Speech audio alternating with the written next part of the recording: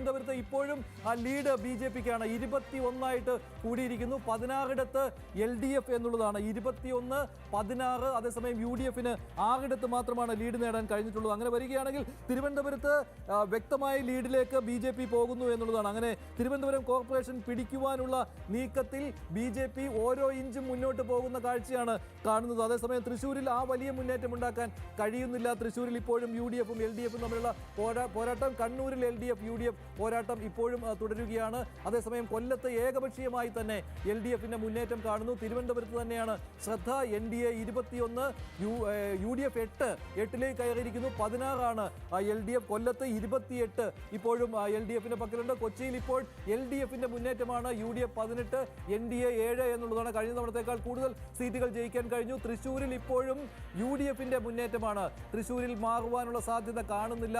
അവിടെ LDFിന് ഭരണ തുടർച്ച സാധിക്കുന്നില്ല എന്നതിലേക്ക് കാര്യങ്ങൾ പോവുകയാണ്. 28 സീറ്റുകൾ നേടിയാൽ 29 സീറ്റുകൾ നേടിയാൽ അവിടെ ഭരണം ഉറപ്പിക്കാൻ കഴിയും. അതിലേക്ക് കാര്യങ്ങൾ പോകുന്നു എന്നുള്ളതാണ്.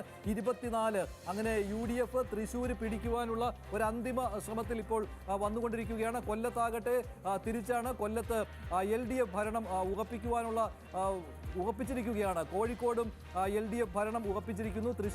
തൃശ്ശൂരിൽ പക്ഷേ ഇനി 5 സീറ്റുകളിൽ കൂടി ജയിച്ചാൽ UDFന് ഭരണം ഉറപ്പിക്കാൻ കഴിയും. കോർപ്പറേഷനിൽ ഇവിടെ കോഴിക്കോട് പക്ഷേ LDF ഇനി വിജയത്തിലേക്ക് അടുത്തുകൊണ്ടിരിക്കുകയാണ്. അവിടെ ഇനി കേവല ഭൂരിപക്ഷത്തേക്കാൾ എത്ര സീറ്റുകൾ കൂടുതൽ കിട്ടും എന്നുള്ളത് അറിയാനുള്ള കൂത്തുപറമ്പിൽ അക്കൗണ്ട് തുറന്നിരിക്കുകയാണ് BJP. കണ്ണൂർ കോർപ്പറേഷനിൽ ഒപ്പത്തിനൊപ്പമായ മുന്നേറ്റമാണ് ഇപ്പോൾ നടന്നുകൊണ്ടിരിക്കുന്നത്. ജില്ലാ പഞ്ചായത്തുകളിൽ ഇപ്പോഴും പഴയ നില തന്നെ തുടരുന്നു.